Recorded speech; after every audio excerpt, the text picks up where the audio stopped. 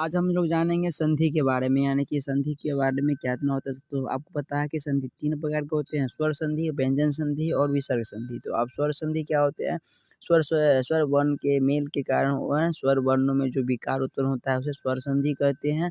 आपको पता है स्वर संधि के 5 भेद होते हैं। पहला होता है दीर्घ, गुण, उसका होता है यन होता है और फिर उसके बाद वृद्धि होता है, फिर अयादि होता है।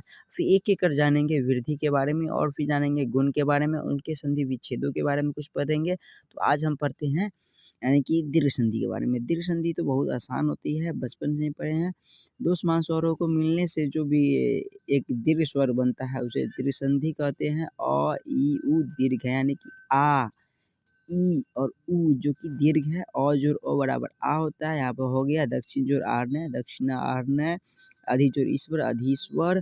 नदी जोड़ इस, नदीस। भानु जोड़ उदय, भानुदय। पितृ जोड़ ऋणम, पितृणम। री जोड़ इस, ऋषि। कार्य जोड़ आलय, कार्यालय। विद्या जोड़ आलय, विद्यालय। राम जोड़ अन्यम, रामायणम।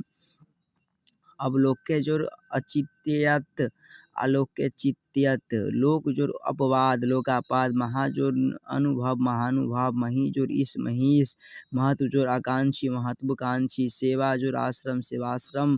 महा जोड़ आलय, महालय। दंड जोड़ अग्रम, दंडाग्रम। देव जोड़ आत्मा, देवात्मा। देव जोड़ आलय, देवालय। तथा जोड़ अहम, तथम।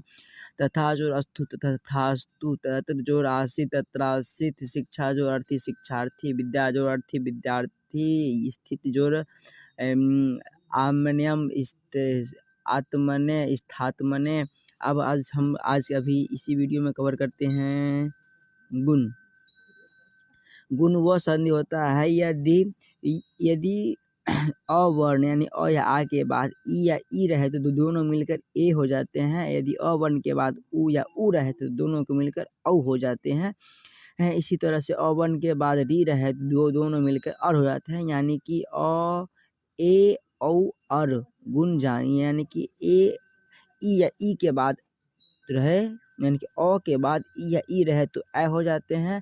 यदि अ उ के बाद उ या उ रहे तो औ हो जाते हैं। यदि अ के बाद री रहे तो यानी कि अर हो जाते हैं। इसी तरह गुण होता है, इसे आगे पढ़ेंगे।